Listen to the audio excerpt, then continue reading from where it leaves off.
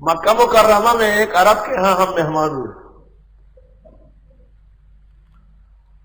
عرب نے مجھ سے کہا سنا ہے آپ بخاری پڑھاتے ہیں. میں نے کہا بخاری نہیں ترمذی بھی ہو, پوری شان سے پڑھاتا ہوں, جیسے چاہیے ایسے پڑھاتا ہوں الحمدللہ.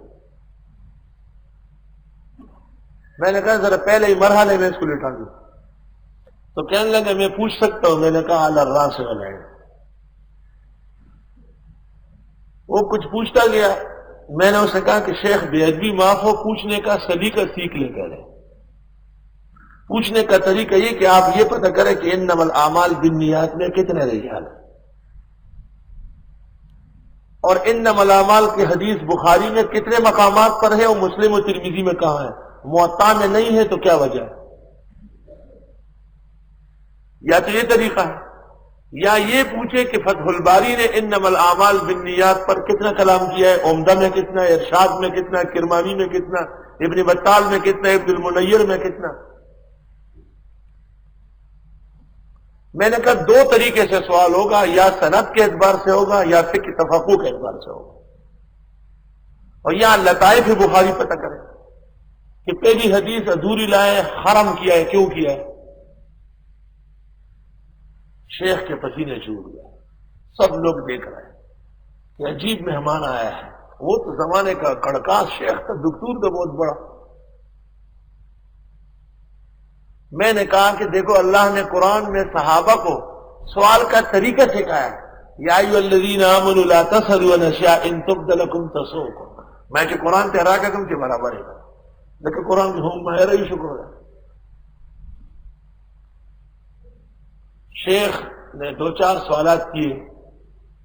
میں نے کہا چلو مہم مسائل پوچھے. مثلا مسئلۃ الصفات بخاری میں کتنے مقامات پر ہے, اور مسئلہ صفات میں امام بخاری کا میلان ماتریدیہ کی طرف ہے یا اشاعرہ کی طرف, یعنی امام بخاری علی نہج المحدثین یا علی نہج المتکلمین. میں نے کہا 100% وہ علی نہج المتکلمین, قطعی طور پر محدثین کے مزاج میں نہیں. اور میں نے 8-10 ابواب کتاب الاحکام سے اخیر سے سنا ہے. میں نے کہا یہ دیکھو کیا کہہ رہے ہیں بخاری, جو ابو الحسن ماتریدی کہہ رہے ہیں وہی باب بخاری نے قائم کیا, یہاں تک کہ صفت تکوین ثابت کر رہا ہے. یہ تو نجدیوں کے مزاج کے ایمان کے خلاف, سب ایک دوسرے کو دیکھ رہے ہیں. شیخ کہتے ہیں کہ آپس میں کہ عالم تو بہت بڑا ہے, اور پتہ چلتا ہے کہ بخاری اور سب کتابیں بالکل یاد کی ہوئی. میں نے کہا یہ تو ہمارا میدان ہے لڑنا جھگڑنا, یہ تو تم نے خواہ اپنے گلے میں گنٹھی ڈالی.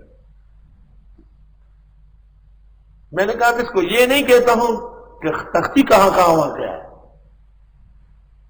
اگر یہ کچھ زیادہ بات کرے تو کہنے والا. جب اٹھنے لگا شیخ نے ایک جبہ 5000 ریال کا, اسی وقت 5000 جیب سے نکال کے کسی کو دیے تو فوراً جاؤ فلاں جربو سے ایک عالیشان جبہ لا شیخ کے لیے. اور ان کے پاس ہیمس کا چپا ہوا فتح الباری 22 جلدوں میں, دنیا میں واحد نسخہ ہے. وہ اٹھا کے گاڑی میں رکھی اور مجھے کہا تکریماً و تبجیلاً لعلم کا ولاطلاع کا فی العلوم الاسلامیہ. اس مجلس میں ایک عرب مجھے کہتا ہے کہ آپ کو عربی تو آتی ہے, عرب میں رہیں؟ میں نے کہا نہیں, عرب میں رہنے کی ادنا خواہش نہیں ہے.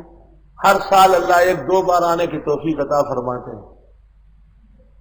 کہنے لگے امام ابو حنیفہ نے کہا ہے نا کہ مجاورت بالبلدین مکروہ ہے. میں نے کہا ہے اور 100% صحیح کہا ہے, اور اسی پر ہم عمل کرتے ہیں. کہنے لگے اس میں کیا نقصان ہے؟ میں نے کہا یہ آپ داڑھی منڈاتے ہیں, اتنے بڑے دکتور ہیں, یہ حرام ناجائز ہے. کہنے لگا ہاں ہے. تو میں نے کہا اس حرام کے مرتکب آپ حرم کے دیوار کے ساتھ ہو رہا ہے. ہم پاکستان میں درجہ اعدادیہ اور اولیاء میں بال لینے والے کو نہیں چھوڑتے کہ نکلو یہاں سے, داڑھی کیسے کاٹتے ہیں؟ میں نے کہا ابو حنیفہ نے اس لیے کہا کہ جب لوگ یہاں آئیں گے تو مقصد کمانا ہو جائے گا, حرمین شریفین کی عظمت ختم ہو جائے گی. تو میں نے کہا ہم دور بیٹھ کر کے الفت و محبت کے پرستار ہیں اور تم قریب بیٹھ کر کے اجنبی ہو چکے ہو. میں نے کہا ہم روز طواف کرتے ہیں ہر نماز سے آگے پیچھے, آپ نے پورے سال میں کوئی طواف کیا؟ کہنے لگا نہیں. تو میں نے کہا امام ابو حنیفہ یہی تو کہہ رہے تھے کہ یہاں آ جاؤ گے تو کھانے پینے میں لگ جاؤ گے, شیوخ دکتور بن جاؤ گے. لوگ ہنس رہے آپس میں کہہ رہے شیخ تو ابو حنیفہ کا نمائندہ ہے، اور اگر یہ 2 دن اور رہا تو سب لوگ حنفی ہو جائیں گے۔ میں نے کہا واللہ العظیم تم من سمامت قلوبکم احناف ہو پکے۔ تو اکثر نے کہا کہ چھوڑو یہ بات، کہیں میں غیر شافی ہے ہی نہیں، ہم بھی ہمارے باپ دادے حنفی تھے، حکومت اس طرح ہے تو اس کو خوش کرنے کے لیے ہم بدل گئے۔ الحمدللہ مجھے کہتے ہیں پھر بھی جب آپ عربی بولتے ہیں تو پتہ تو چلتا ہے کہ آپ عرب نہیں ہیں۔ میں نے کہا کیا مطلب ہے اس کا؟ چپ ہو گیا۔ میں نے کہا میں بتاؤں ہم کو ناراض نہ ہو۔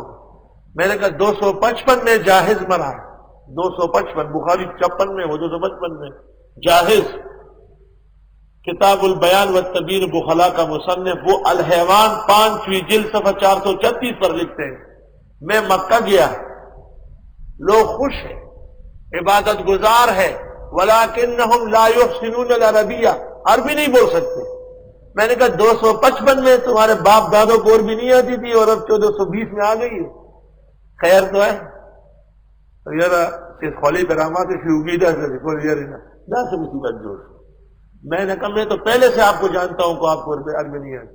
آپ کہتے ہیں قل هو اللہ احد، تو کیسے پڑھیں گے غل؟ وہ قرآن کی غل لفظ کا غریبوں کے تلفظ کا۔ میں نے کہا مجال ہے تبدیل حرف مکان حرف، ذلت القاری بزازیہ میں لکھا ہے کفر ہے۔ یہ الفاظ کیوں بدل گیا؟ آپ کے الفاظ بدل گئے، چہرہ بدل گیا، مذہب بدل گیا، اعمال بدل گئے، رہ کیا گیا آپ نے؟ ابھی تک اپنے آپ کو عرب سمجھتے ہیں۔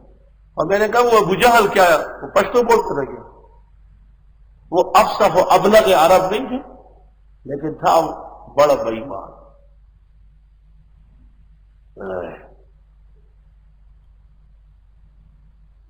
لیکن ماننا پڑے گا کہ عرب قدردان قوم ہے، وہ جن سے ہماری گپ شپ ہو گئی وہ ہمارے گرویدہ ہیں۔ جب میں جاتا ہوں جدہ ایئرپورٹ پر ان کی گاڑیاں کھڑی ہوئی کہ شیخ آ رہا ہے، سیدھا پہلے گھر آئے گا۔ میں نے کہا نہ، پہلے حرم شریف آپ کے گھر کے لیے آیا ہوں۔